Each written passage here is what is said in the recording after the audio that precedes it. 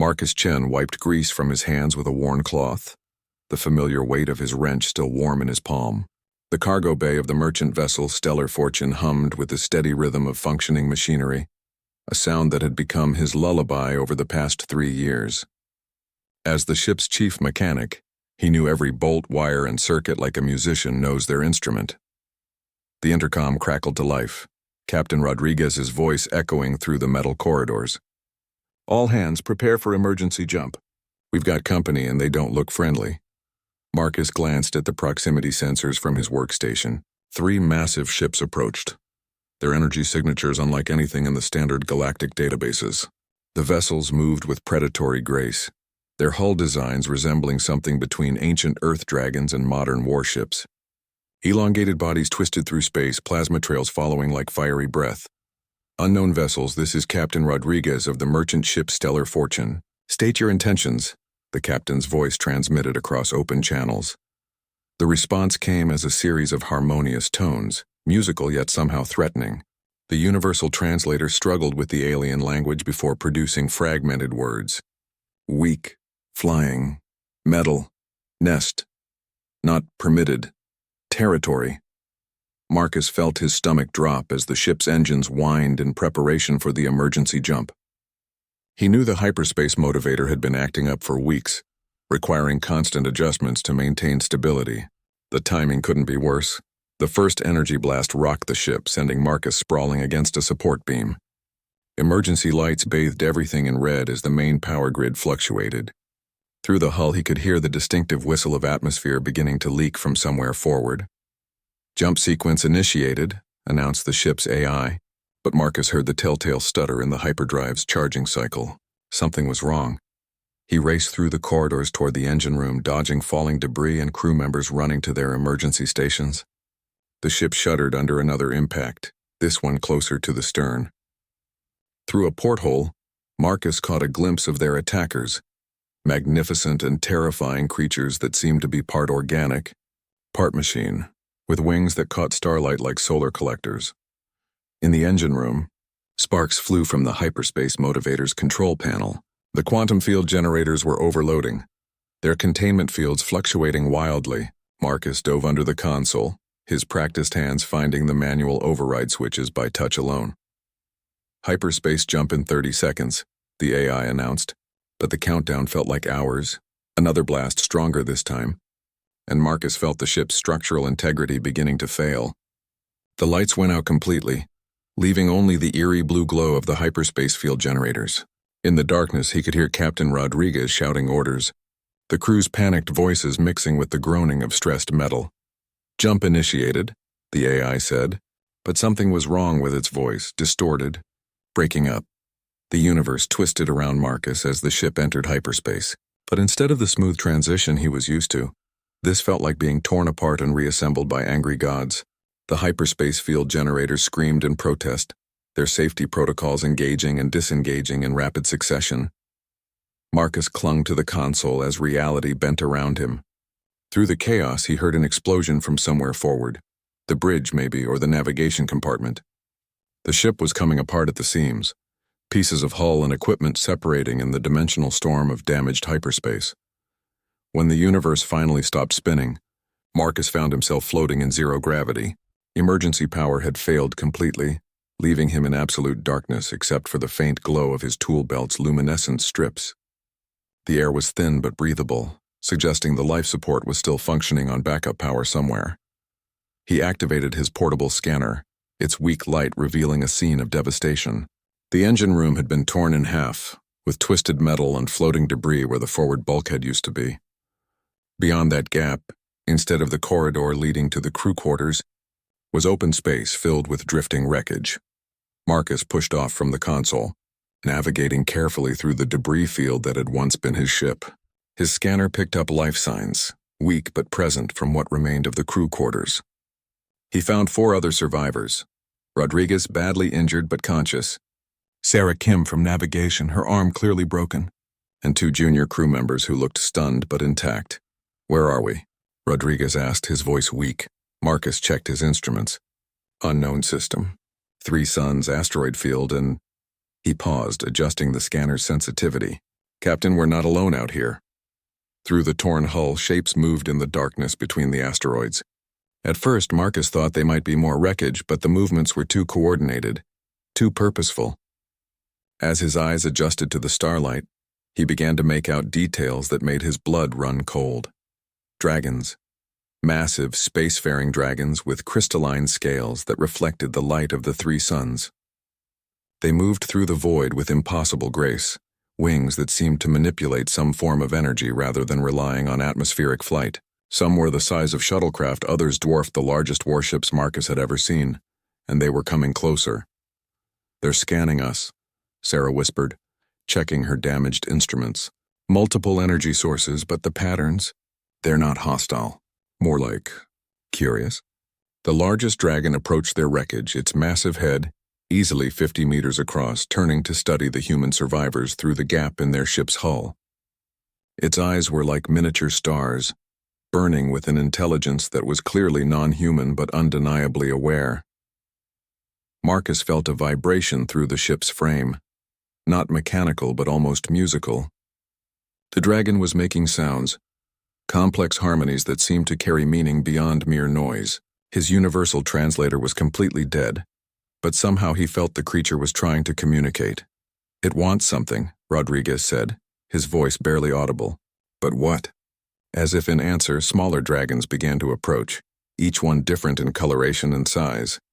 They moved in formations that suggested a complex social structure, possibly even a civilization.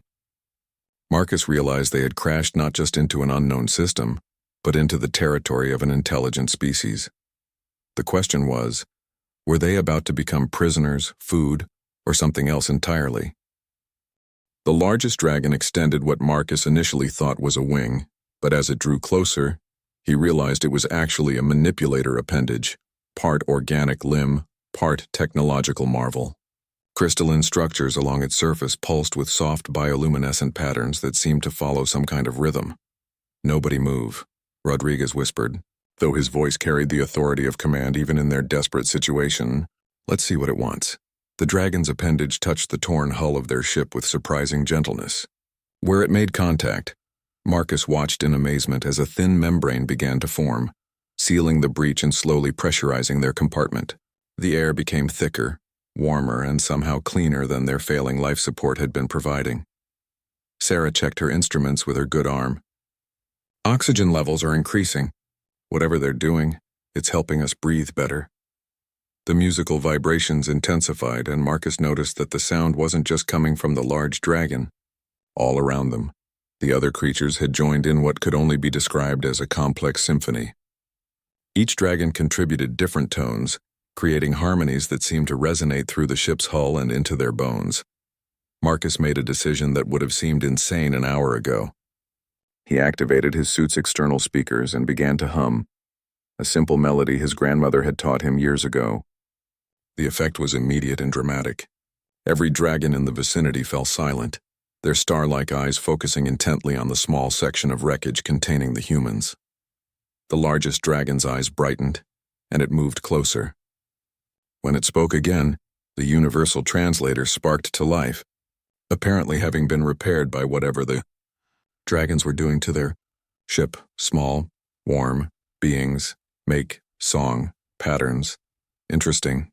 You, travel, in, metal, nest, but, are, not, metal. Rodriguez looked at Marcus with a mixture of surprise and hope. "Keep talking to it, or singing. Whatever you did, it worked." Marcus cleared his throat and tried to speak clearly into his communicator. "We are humans. Our ship was damaged when we were attacked. We mean no harm to your people." The translation process seemed to work both ways, though with some delay. The dragon's response came as musical tones that gradually resolved into words. "Humans, new song, pattern in this space. Attackers, the void. Hunters chase many metal nests. Here, you survived. Their first strike. Remarkable. Void. Hunters?" Sarah asked. "Are those the ones who attacked us?" "Yes, they consume metal and flesh equally. Drive, all living. things from star systems. We fight them for many cycles, but they are many, and we are fewer now. Marcus felt a chill that had nothing to do with the temperature. You're at war with them? War, yes, but losing. Slowly, Void hunters adapt quickly. Too bad our methods need new approaches, or new allies, perhaps.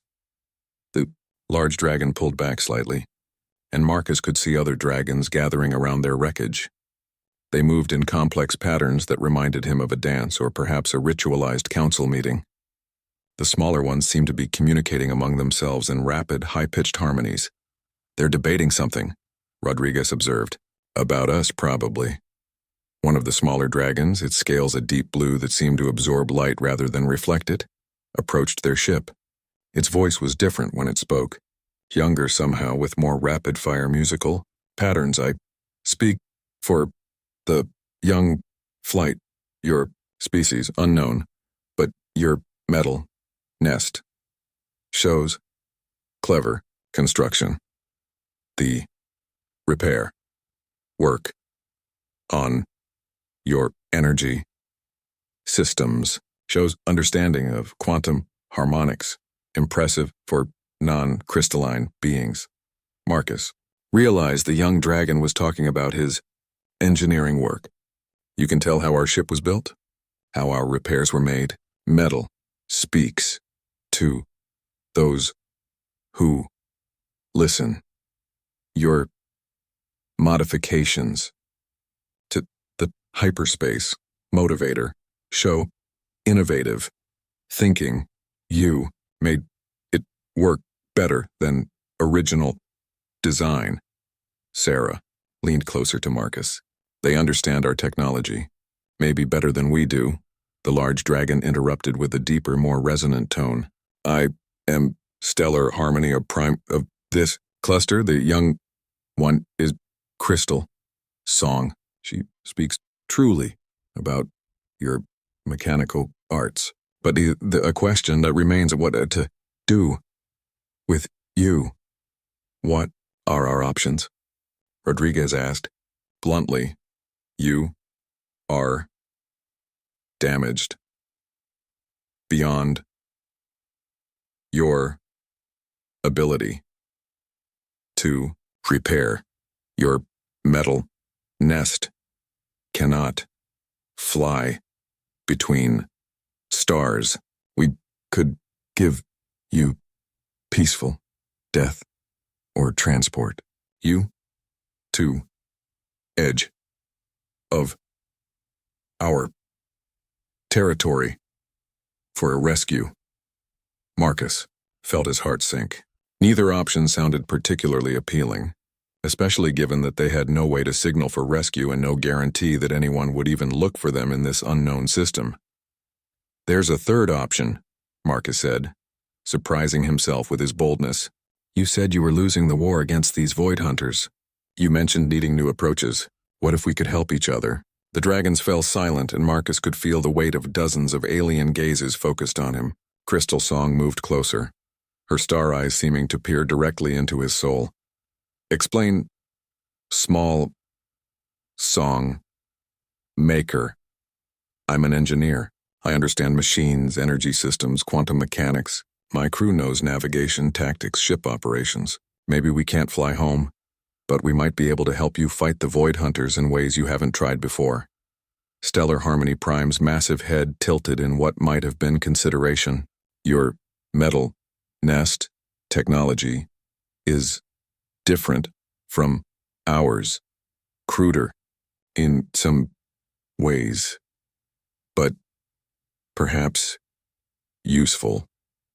For that reason, void hunters have learned to counter our crystal-based systems. They might not expect metal and chemical approaches. Rodriguez caught on to Marcus's plan.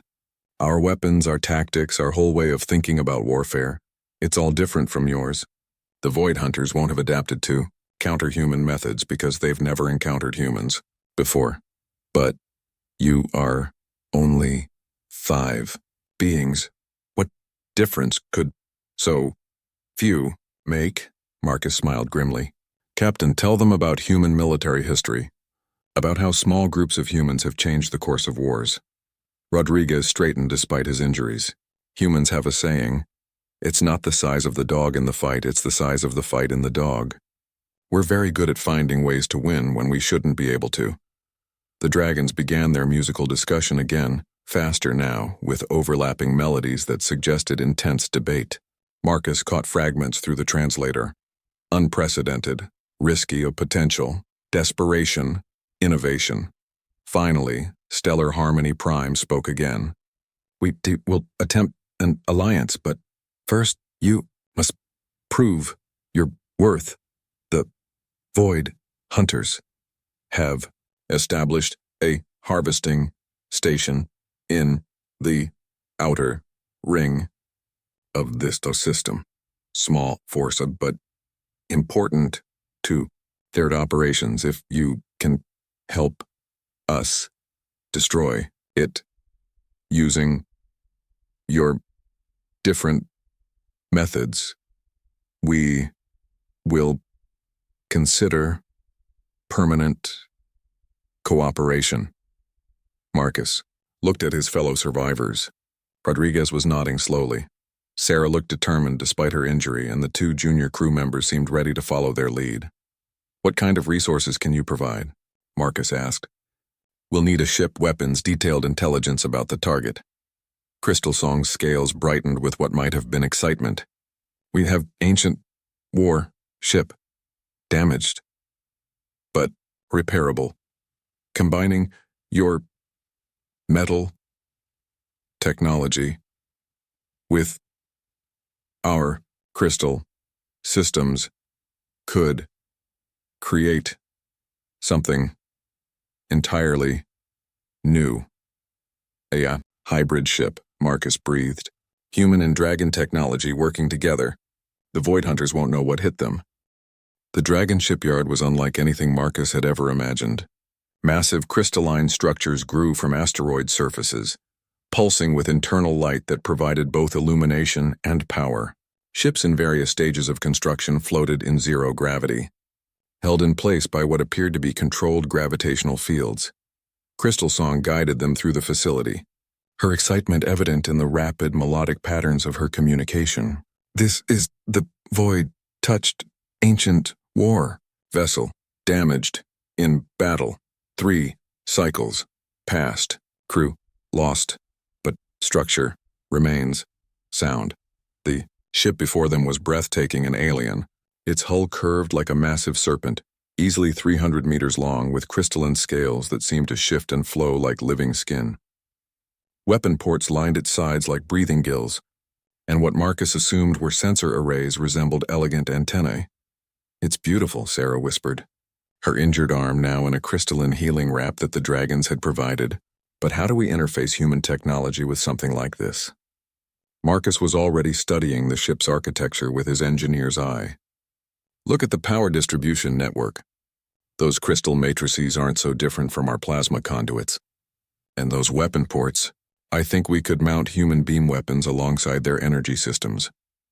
Stellar Harmony Prime arrived with a formation of other adult dragons, their scales showing the scars and modifications that marked them as veterans. The Void Touched was our most advanced war vessel. Its crystal matrix can adapt to new configurations. But it has been without crew for too long. The ship's spirit sleeps deeply. Ship's spirit? Rodriguez asked. All dragon ships are grown, not built. They develop awareness, personality, over time.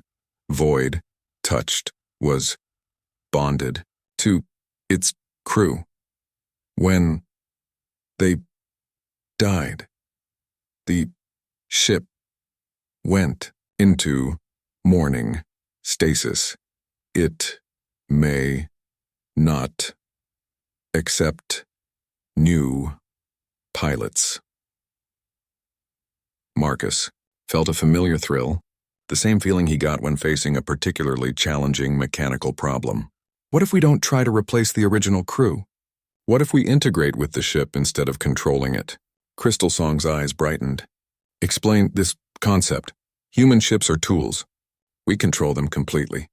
But if this ship has its own awareness, maybe we can form a partnership instead. I've worked with semi-intelligent AI systems before. The key is respect and communication, not dominance. One of the veteran dragons, it scales a deep gold color marked with silver scars, spoke up. I am War Singer Prime former commander of battle fleets. Your idea has merit, but great risk. Ship spirits can be unpredictable when awakened. Void touched was always the most independent of our vessels. Marcus nodded. That independence might be exactly what we need. A ship that thinks for itself could adapt to Void Hunter tactics faster than anything we could program. The next several hours involved careful examination of the ship's systems. Marcus and his crew worked alongside Dragon technicians, learning to read the biocrystalline displays and understand the organic technology that powered the vessel.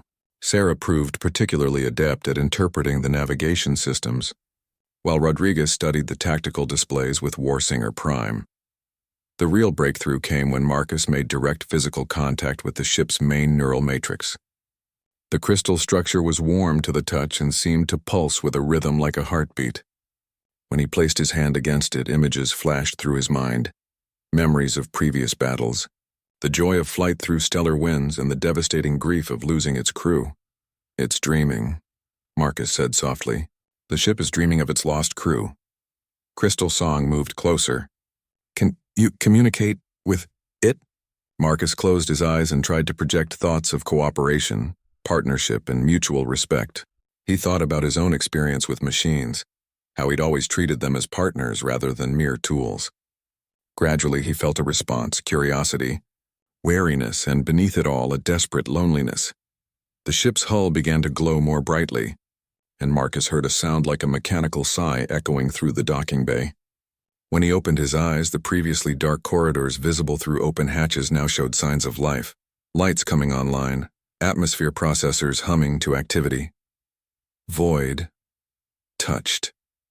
Awakens, Warsinger Prime observed with something like awe in his translated voice. It has been many cycles since last we heard its song. A new voice joined the translation matrix, one that seemed to come from the ship itself. Nua's patterns in the song stream, not dragon, but a not enemy. You touched my mind with gentleness, small, warm being. Are you here to fly with me? Marcus looked at his crew, seeing determination reflected in their faces. We're here to help you fight the Void Hunters, but we want to be partners, not masters. Will you accept us? Partners, interesting concept. My previous crew and I were one mind, many bodies. You proposed different union, equal minds working together that could work if trust can be established. The integration process took 3 days. Human technology had to be carefully woven into the ship's biocrystalline systems without disrupting the delicate neural pathways. Marcus installed quantum processors that could interface with the ship's organic computers, while Sarah worked on navigation systems that combined human stellar cartography with dragon spatial awareness. The most challenging part was weapons integration. Dragon energy weapons were based on focusing and amplifying stellar radiation through crystal matrices. Human beam weapons used magnetic acceleration and plasma confinement. Combining them required innovations that neither species had attempted before. The power requirements are enormous, Marcus explained to Warsinger Prime as they studied the modified weapon arrays.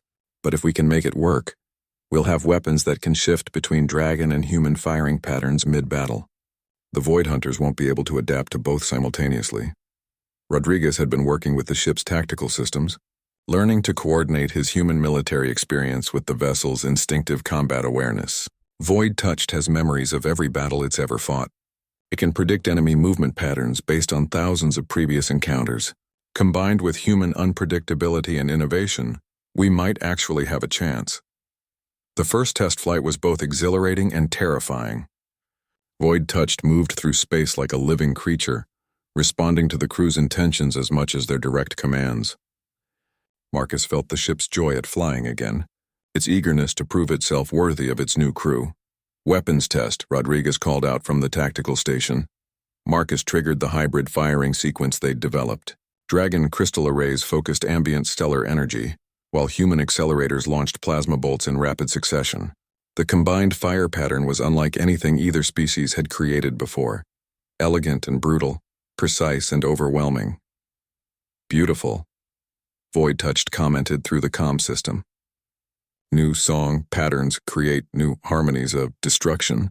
The Void Hunters will learn new fear. Crystal Song, who had volunteered to serve as their dragon liaison, monitored the ship's biosigns from her station. All systems functioning within optimal parameters. Void Touched shows excitement levels higher than recorded since before the morning period. Sarah checked their navigation displays. Stellar positioning confirmed. We're ready to navigate to the target coordinates. Warsinger Prime's voice came through their communication array from the command ship. Intelligence confirms. Void Hunter harvesting station operates in asteroid field of 7th orbital ring. Defenses include 6 patrol vessels and numerous automated defense platforms. Station itself is heavily armored, but relies on predictable shield harmonics. Marcus smiled grimly. Predictable is exactly what we're going to exploit. Void Touched, are you ready to show the Void Hunters what happens when human and dragon innovation work together? Ready? Eager? Almost desperate to sing songs of victory once again. Let us hunt the hunters. The dragon shipyard was unlike anything Marcus had ever imagined. Massive crystalline structures grew from asteroid surfaces, pulsing with internal light that provided both illumination and power. Ships in various stages of construction floated in zero gravity, held in place by what appeared to be controlled gravitational fields. Crystal Song guided them through the facility, her excitement evident in the rapid melodic patterns of her communication. This is the Void Touched ancient war vessel, damaged in battle. 3 cycles passed. Crew lost, but structure remains sound. The ship before them was breathtaking and alien, its hull curved like a massive serpent, easily 300 meters long with crystalline scales that seemed to shift and flow like living skin. Weapon ports lined its sides like breathing gills, and what Marcus assumed were sensor arrays resembled elegant antennae. It's beautiful, Sarah whispered, her injured arm now in a crystalline healing wrap that the dragons had provided. But how do we interface human technology with something like this? Marcus was already studying the ship's architecture with his engineer's eye. Look at the power distribution network. Those crystal matrices aren't so different from our plasma conduits. And those weapon ports, I think we could mount human beam weapons alongside their energy systems. Stellar Harmony Prime arrived with a formation of other adult dragons, their scales showing the scars and modifications that marked them as veterans. The Void Touched was our most advanced war vessel. Its crystal matrix can adapt to new configurations. But it has been without crew for Too long. The ship's spirit sleeps deeply. Ship's spirit? Rodriguez asked. All dragon ships are grown, not built. They develop awareness, personality, over time. Void, touched, was bonded to its crew. When they died, the ship went into mourning stasis. It may not accept new pilots. Marcus felt a familiar thrill, the same feeling he got when facing a particularly challenging mechanical problem. What if we don't try to replace the original crew? What if we integrate with the ship instead of controlling it? Crystal Song's eyes brightened. Explain this concept. Human ships are tools. We control them completely. But if this ship has its own awareness, maybe we can form a partnership instead. I've worked with semi-intelligent AI systems before. The key is respect and communication, not dominance. One of the veteran dragons, its scales a deep gold color marked with silver scars, spoke up. I am War, Singer, Prime, former, commander of battle fleets. Your idea has merit, but great risk.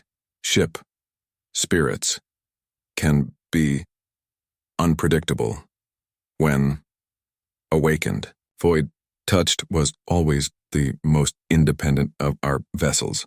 Marcus nodded. That independence might be exactly what we need. A ship that thinks for itself could adapt to Void Hunter tactics faster than anything we could program. The next several hours involved careful examination of the ship's systems. Marcus and his crew worked alongside Dragon technicians, learning to read the biocrystalline displays and understand the organic technology that powered the vessel. Sarah proved particularly adept at interpreting the navigation systems, while Rodriguez studied the tactical displays with Warsinger Prime. The real breakthrough came when Marcus made direct physical contact with the ship's main neural matrix. The crystal structure was warm to the touch and seemed to pulse with a rhythm like a heartbeat. When he placed his hand against it, images flashed through his mind, memories of previous battles, the joy of flight through stellar winds and the devastating grief of losing its crew. It's dreaming, Marcus said softly. The ship is dreaming of its lost crew. Crystal Song moved closer. Can you communicate with it? Marcus closed his eyes and tried to project thoughts of cooperation, partnership, and mutual respect. He thought about his own experience with machines, how he'd always treated them as partners rather than mere tools. Gradually, he felt a response, curiosity, wariness, and beneath it all, a desperate loneliness. The ship's hull began to glow more brightly, and Marcus heard a sound like a mechanical sigh echoing through the docking bay. When he opened his eyes, the previously dark corridors visible through open hatches now showed signs of life. Lights coming online, atmosphere processors humming to activity. Void touched. Awakens, Warsinger Prime observed with something like awe in his translated voice. It has been many cycles since last time we heard its song. A new voice joined the translation matrix, one that seemed to come from the ship itself. Nuanced patterns in the song stream, not dragon, but a not enemy. You touched my mind with gentleness, small, warm being. Are you here to fly with me? Marcus looked at his crew, seeing determination reflected in their faces. We're here to help you fight the Void Hunters, but we want to be partners, not masters. Will you accept us? Partners, interesting concept. My previous crew and I were one mind, many bodies. You proposed different union, equal minds working together that could work if trust can be established. The integration process took 3 days. Human technology had to be carefully woven into the ship's biocrystalline systems without disrupting the delicate neural pathways. Marcus installed quantum processors that could interface with the ship's organic computers, while Sarah worked on navigation systems that combined human stellar cartography with dragon spatial awareness. The most challenging part was weapons integration. Dragon energy weapons were based on focusing and amplifying stellar radiation through crystal matrices. Human beam weapons used magnetic acceleration and plasma confinement. Combining them required innovations that neither species had attempted before. The power requirements are enormous, Marcus explained to Warsinger Prime as they studied the modified weapon arrays. But if we can make it work, we'll have weapons that can shift between dragon and human firing patterns mid-battle. The Void Hunters won't be able to adapt to both simultaneously. Rodriguez had been working with the ship's tactical systems, learning to coordinate his human military experience with the vessel's instinctive combat awareness. Void Touched has memories of every battle it's ever fought. It can predict enemy movement patterns based on thousands of previous encounters. Combined with human unpredictability and innovation, we might actually have a chance. The first test flight was both exhilarating and terrifying. Void Touched moved through space like a living creature, responding to the crew's intentions as much as their direct commands. Marcus felt the ship's joy at flying again, its eagerness to prove itself worthy of its new crew. Weapons test, Rodriguez called out from the tactical station. Marcus triggered the hybrid firing sequence they'd developed. Dragon crystal arrays focused ambient stellar energy, while human accelerators launched plasma bolts in rapid succession. The combined fire pattern was unlike anything either species had created before. Elegant and brutal, precise and overwhelming. Beautiful, Void Touched commented through the comm system. New song patterns create new harmonies of destruction. The Void Hunters will learn new fear. Crystal Song, who had volunteered to serve as their dragon liaison, monitored the ship's biosigns from her station. All systems functioning within optimal parameters. Void Touched shows excitement levels higher than recorded since before the morning period. Sarah checked their navigation displays. Stellar positioning confirmed. We're ready to navigate to the target coordinates. Warsinger Prime's voice came through their communication array from the command ship. Intelligence confirms. Void Hunter harvesting station operates in asteroid field of 7th orbital ring. Defenses include 6 patrol vessels and numerous automated defense platforms. Station itself is heavily armored, but relies on predictable shield harmonics. Marcus smiled grimly. Predictable is exactly what we're going to exploit. Void Touched, are you ready to show the Void Hunters what happens when human and dragon innovation work together? Ready? Eager? Almost desperate to sing songs of victory once again. Let us hunt the hunters. The Dragon Fleet Council convened in the massive crystalline chamber at the heart of their mobile base, a hollowed-out asteroid that pulsed with bioluminescent energy.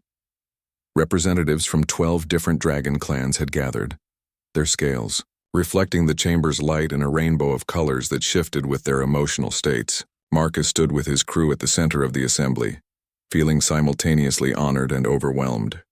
The intelligence data they'd recovered from the Void Hunter station floated in holographic displays around them, showing star maps, fleet movements, and resource allocation patterns that painted a disturbing picture of the galactic situation. Stellar harmony. Prime's massive form dominated one side of the chamber, her ancient scales bearing the scars of countless battles. When she spoke, her voice carried the weight of centuries. The information provided by our human allies changes everything we thought we knew about the Void Hunter threat. Warsinger Prime gestured toward the tactical displays with a wing appendage that bore fresh battle damage from their recent engagement. 17. Harvesting stations in this sector alone. Our previous estimates were vastly insufficient. They have been operating here for far longer than we realized. But it was Crystal Song who identified the most troubling aspect of their discovery. The resource extraction patterns indicate preparation for massive fleet movements. They are not simply raiding this region. They are establishing permanent presence. Marcus activated his portable display, showing the data analysis he'd been working on since their return. It's worse than that. Based on the energy signatures and material processing rates I found in their systems, the Void Hunters aren't just building a fleet. They're constructing something enormous, possibly a mobile base or super weapon. A younger dragon with silver scales marked by blue spiral patterns spoke up. I am Deep Space Singer of the Exploration Clans. My scouts have observed unusual gravitational anomalies in the outer system regions, large mass concentrations that do not match natural stellar formations. Rodriguez studied the gravitational data with his tactical officer's eye for patterns. Those mass concentrations are positioned at strategic points around the system. If they're building some kind of megastructure, it could give them control over hyperspace routes for dozens of light years in every direction. Sarah had been working with the Dragon navigation specialists, combining human stellar cartography with Dragon spatial awareness techniques. Captain, if they complete this construction project, they'll effectively cut off this entire region from the rest of the galaxy. No ship will be able to enter or leave without their permission. The implications hung heavy in the crystalline chamber. The Void Hunters weren't just invading, they were creating a strategic stronghold that would threaten every civilization in the sector. An ancient dragon with deep purple scales spoke from the far side of the chamber. I am Memory Keeper, oldest of our kind in this fleet.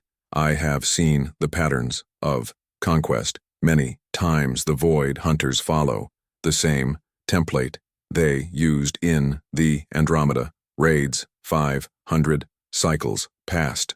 Marcus felt a chill. They've done this before? To other galaxies? Not galaxies, but large sectors of space. They arrive, establish, harvesting, operations, build, forward, bases, then use those positions to launch deeper incursions. Eventually, they strip entire regions of all useful resources and move on. Warsinger Prime's battle-scarred form seemed to radiate grim determination. Then, we must prevent completion of their megastructure. The question is how our previous tactics have proven insufficient against their adaptive defenses. Marcus looked at his fellow humans, seeing the same thought reflected in their faces. They had proven that hybrid tactics could work on a small scale, but what they were contemplating now was several orders of magnitude more complex. We need to scale up our approach, Marcus said finally. Not just hybrid technology, but hybrid strategy. Dragon wisdom and experience combined with human innovation and tactical flexibility. Crystal Song's scales brightened with interest. Elaborate this concept. Dragons have been fighting the Void Hunters for centuries. You understand their behavioral patterns, their strategic preferences, their technological capabilities. But humans bring something new. We think differently about problems. We're willing to take risks that other species might consider unreasonable. Rodriguez nodded, picking up the thread. In human military doctrine, we call it asymmetric warfare. When you can't match your enemy's strength directly, you change the rules of engagement. Make them fight on your terms, not theirs. Stellar harmony. Prime leaned forward, her massive head tilting in consideration. You propose. What? Specifically? Marcus activated another display, showing the system-wide map with the Void Hunter installations marked. Instead of attacking their strong points directly, we target their logistics network. They need massive amounts of resources to complete their megastructure. If we can disrupt their supply lines and force them to defend multiple positions simultaneously, we can prevent them from concentrating their forces. A distributed campaign, Warsinger Prime mused. Hit them everywhere, at once. Force them to spread their defenses thin. Exactly, but it requires coordination between multiple hybrid crews. We can't be the only human dragon team. We need to expand the program, create more ships like Void Touched, train more mixed crews. Deep Space Singer spoke up. The technical challenges alone would require extensive resources, modifying dragon vessels to accept human technology, training dragon crews to work with human tactics. Sarah had been studying the Dragon Fleet composition data. What about starting with volunteers? Dragons who are willing to experiment with new approaches, humans who can adapt to biocrystalline technology. We don't need to convert the entire fleet immediately, just enough ships to execute simultaneous strikes. The debate that followed was complex and sometimes heated, with different dragon clans expressing varying degrees of skepticism about the proposed alliance expansion. Some argued that their traditional methods had served them well for millennia. Others pointed out that those same methods had been slowly losing ground to the Void Hunters for decades. Finally, Memory Keeper spoke again, her ancient voice carrying the weight of centuries. Change is difficult. For our kind, we value tradition, continuity, the proven ways, but the young humans speak truth. Our old methods alone will not defeat this threat. The question becomes one of implementation, Stellar Harmony Prime said. How quickly can such a program be established? Marcus had been thinking about this problem since their successful mission. We start small and expand rapidly. Void Touched proves the concept works. We select the most adaptable ships and crews, begin integration training immediately. While that's happening, we launch targeted strikes on their weaker installations to buy time. Void Touched's voice resonated through the chamber's communication system. I volunteer to serve as template and teacher. Other ship spirits can learn from my experience with human partnership. The songs of cooperation are beautiful when properly harmonized. Crystal Song's excitement was evident in her rapid musical patterns. Several young dragons in my flight have expressed interest in human methods. They could form the core of new hybrid crews.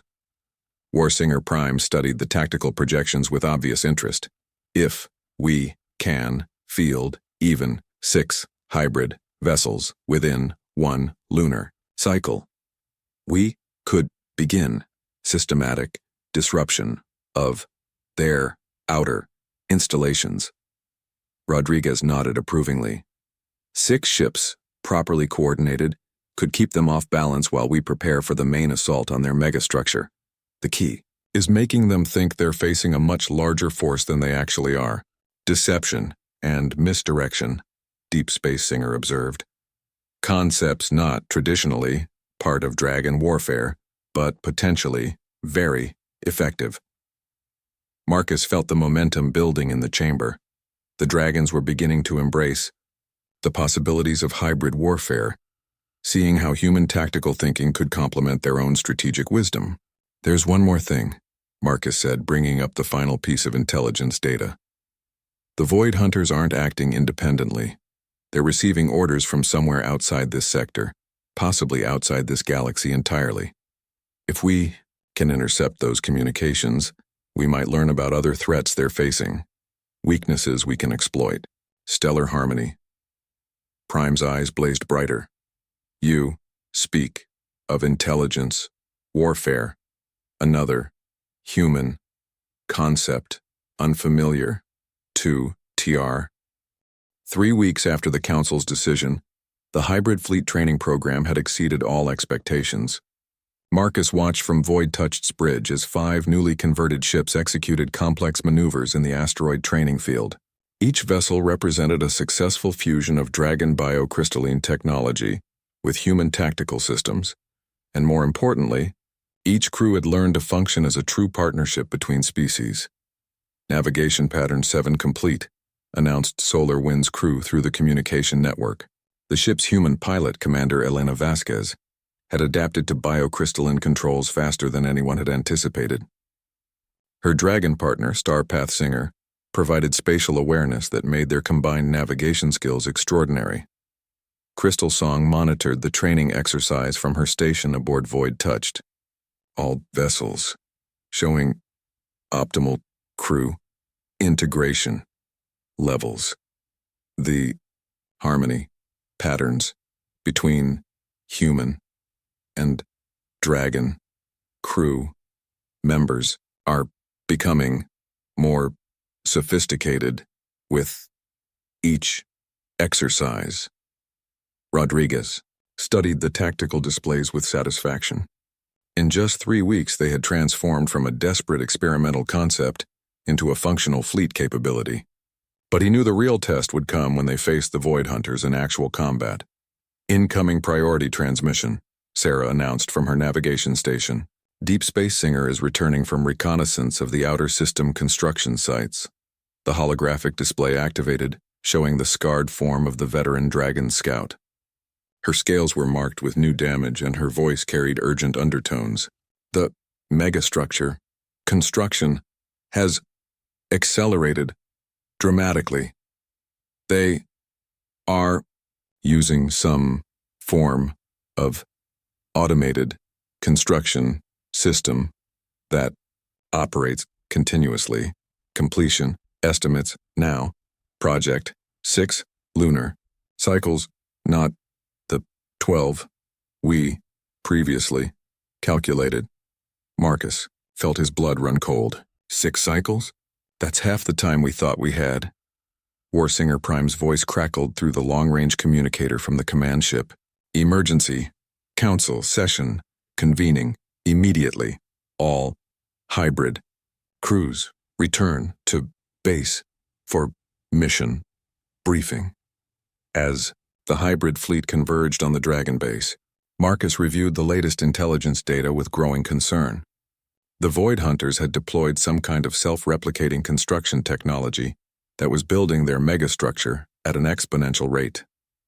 Worse, the energy signature suggested they were using harvested organic matter as raw material, including the remains of destroyed ships and their crews. They're not just mining resources, Marcus realized with horror. They're recycling everything they've destroyed in this sector. Every battle, every lost ship, every fallen dragon. It's all being converted into construction material for their megastructure.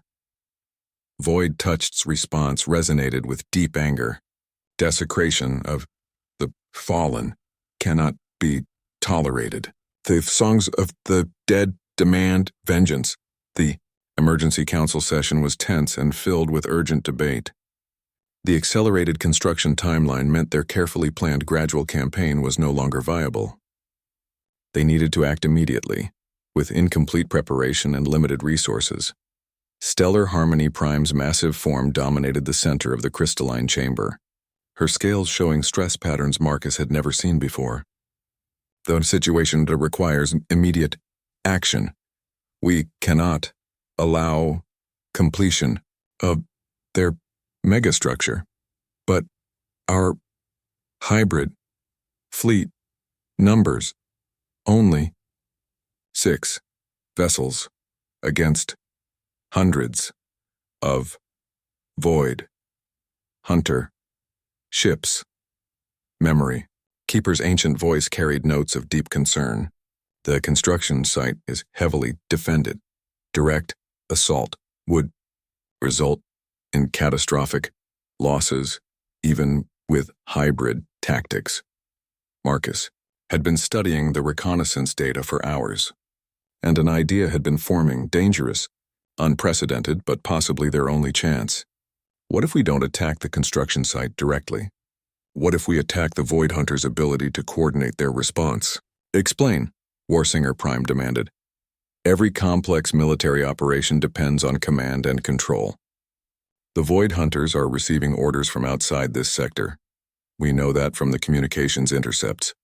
If we can disrupt those communications while simultaneously attacking multiple targets, we can create chaos in their command structure. Rodriguez caught on immediately. A command paralysis attack. Hit their communications network first, then strike multiple targets while they can't coordinate their response. Classic human tactical doctrine. Crystal Song's excitement was evident in her rapidly shifting scale patterns.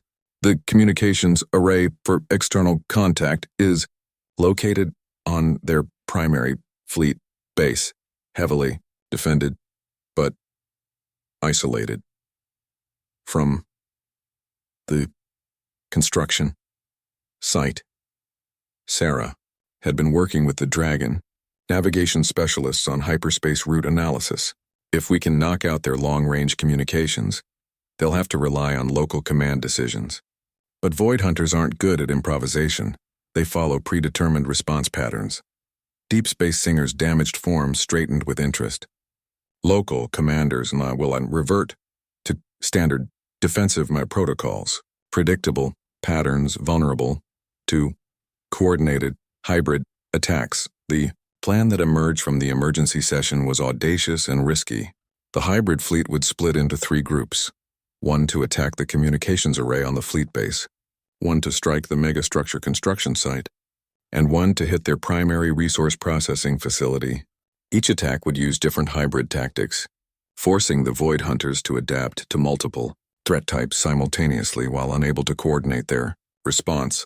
Marcus found himself assigned to lead the communications array assault with Void Touched and Solar Wind. It was the most dangerous mission. The fleet base was the most heavily defended target, but also the most critical.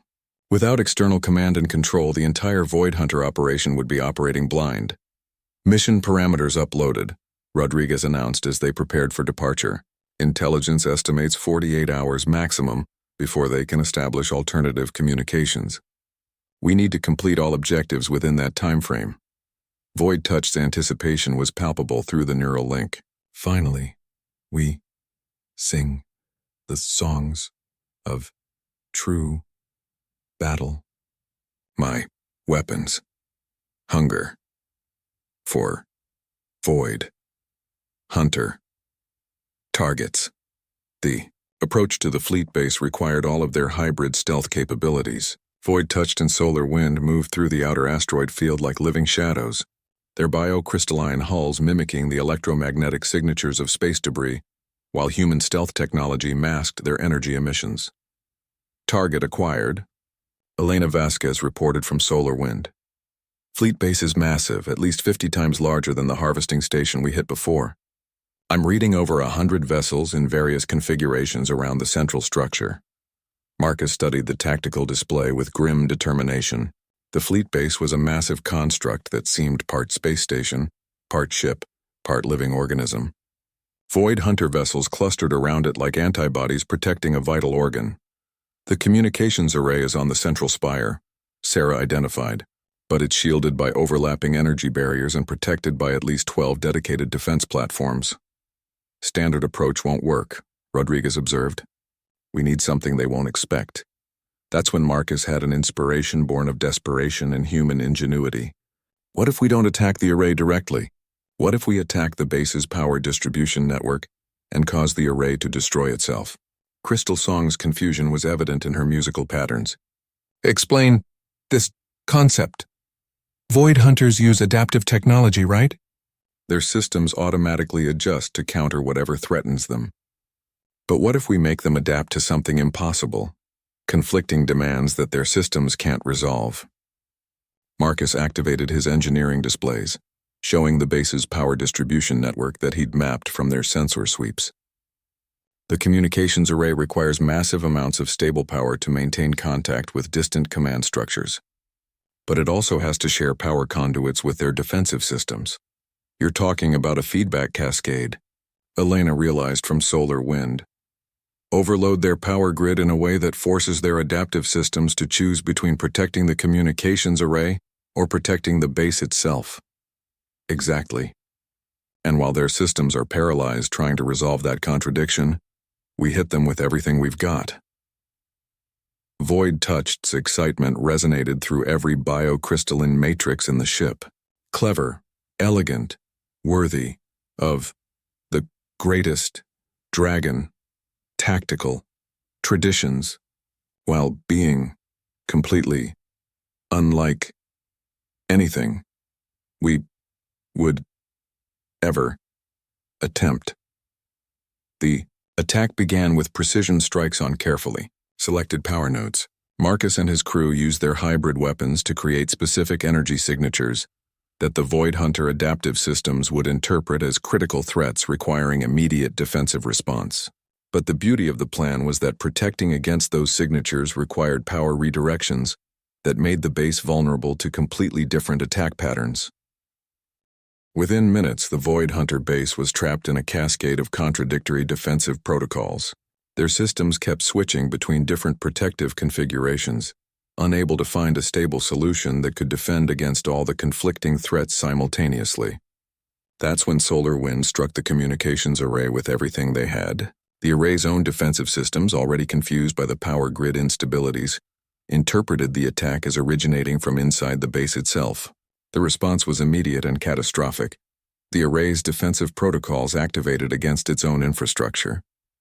Communications array is offline, Elena reported with grim satisfaction. Secondary and tertiary backup systems are also down. They're completely cut off from external command. But the real victory came when the other hybrid teams reported their successes. The construction site attack had destroyed 3 of the automated building systems, while the resource processing facility strike had eliminated their ability to convert organic matter into construction materials. All objectives achieved, Warsinger Prime announced through their local communications network. Void, Hunter, Fleet, movements, show, complete, confusion, individual, ship. Commanders are issuing contradictory orders. Their coordination has collapsed as they withdrew from the fleet base. Marcus realized that something fundamental had changed in the galactic balance of power. The hybrid approach hadn't just won them a tactical victory. It had proven that cooperation between species could create capabilities that neither could achieve alone. But he also knew the Void Hunters would adapt to this new threat, and next time they would be ready for hybrid tactics. 6 months after the successful communications array assault, Marcus stood on the observation deck of the new joint human-dragon research facility, watching the construction of their 5th hybrid fleet. What had begun as a desperate alliance between stranded humans and refugee dragons had evolved into something unprecedented in galactic history, a true symbiotic civilization. Shipyards stretched across multiple asteroids, with human engineering principles guiding the construction of biocrystalline vessels that lived and breathed, while incorporating the most advanced technology from both species. Void Touched, now serving as flagship and training vessel, moved among the newer ships like a proud parent teaching its children to fly. Final systems integration complete on stellar harmony, Sarah reported from her position at the Coordination Center. As head of the Joint Navigation Program, she had trained over 100 mixed crews in the art of hybrid spatial awareness. Captain Martinez and Song of Deep Waters report full crew synchronization. Rodriguez, now Admiral of Joint Fleet Operations, studied the tactical displays with satisfaction. That makes 37 operational hybrid vessels, with 12 more coming online within the next lunar cycle. The Void Hunters haven't launched a major offensive in 4 months. They're adapting to our new capabilities. But it's taking time. Crystal Song, now bearing the title of Harmony Bridge Prime, managed the complex task of facilitating communication between the hundreds of human and dragon personnel working together throughout the facility. Recent intelligence reports indicate Void Hunter forces are withdrawing from outer system positions. Their megastructure construction has ceased. Entirely, Marcus nodded, but he couldn't shake the feeling that their victories had been too easy lately. That's what worries me.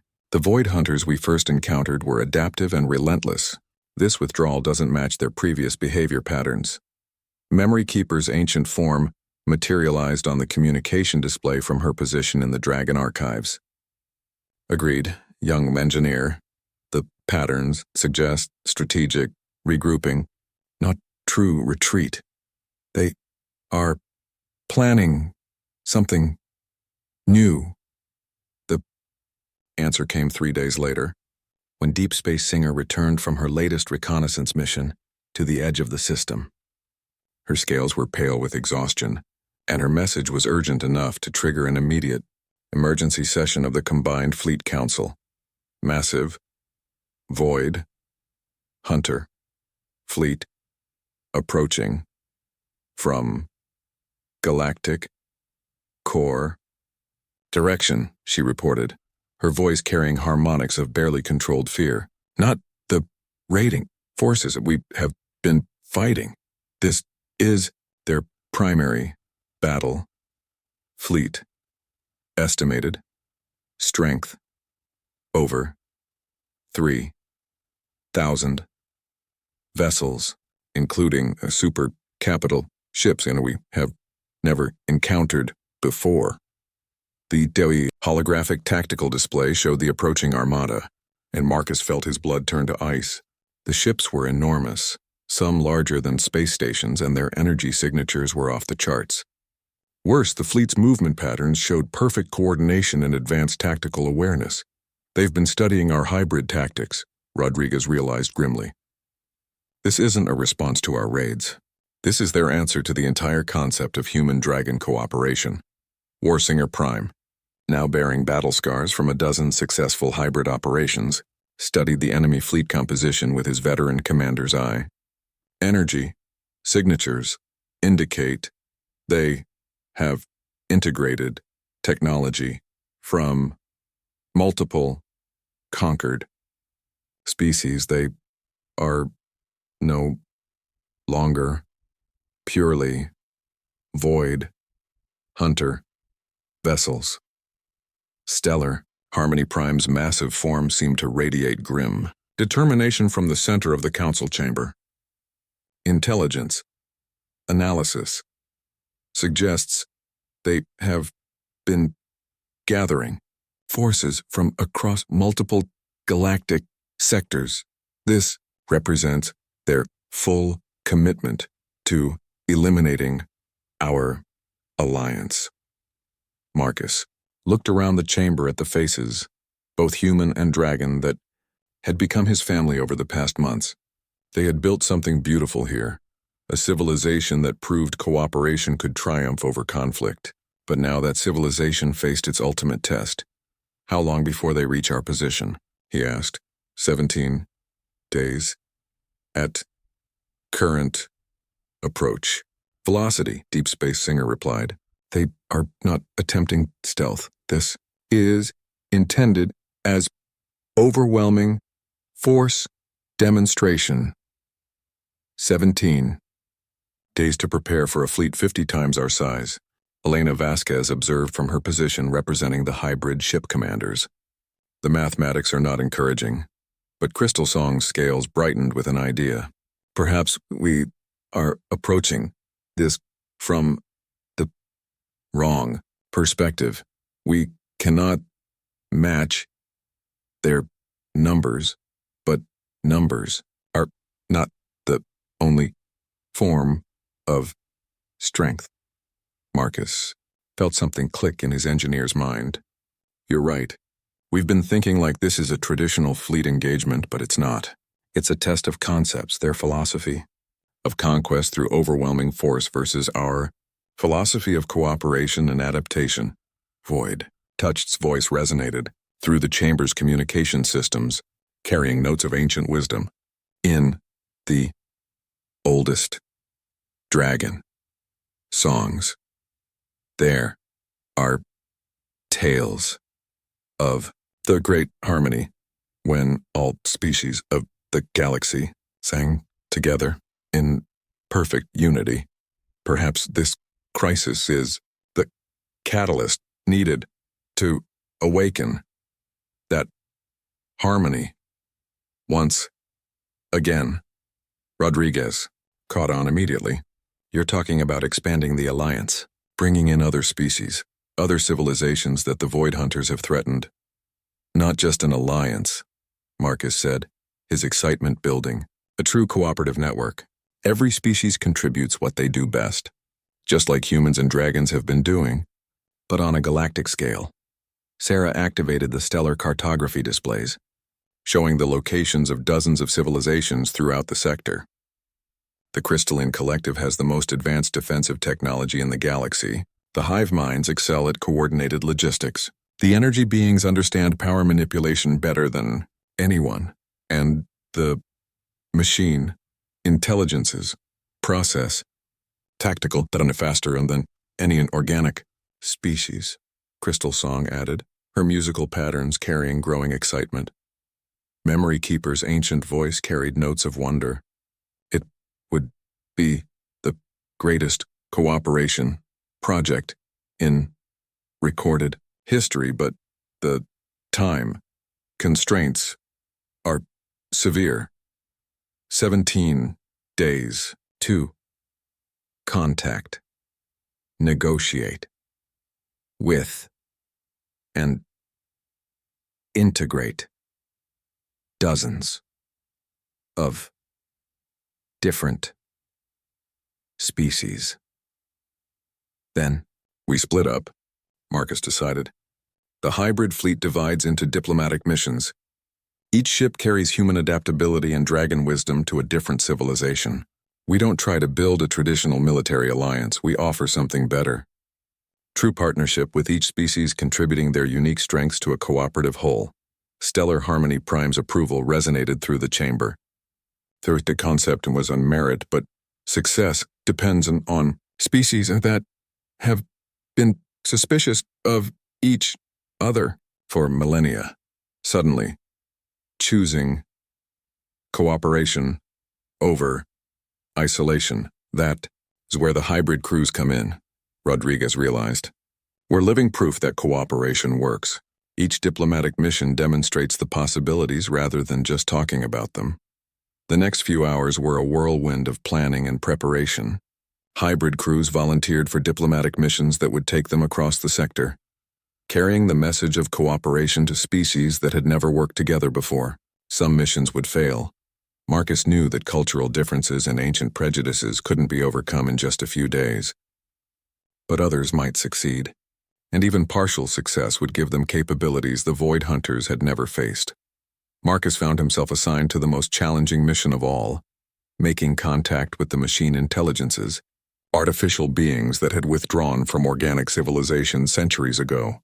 If anyone could understand the concept of hybrid cooperation, it would be entities that were themselves fusions of different technologies and consciousness types. As Void Touched prepared for departure, loaded with communication equipment and cultural analysis data, Marcus felt both terrified and exhilarated. They were attempting something that had never been tried before, the creation of a truly cooperative galactic civilization in just 2 weeks. Ready to sing new songs of cooperation, Void Touched announced as they departed the asteroid base.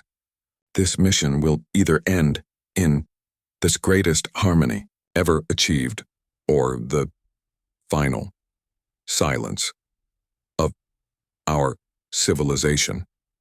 Behind them, the other hybrid ships dispersed across the galaxy, each carrying the hope that cooperation could triumph over conquest, that diversity could prove stronger than uniformity.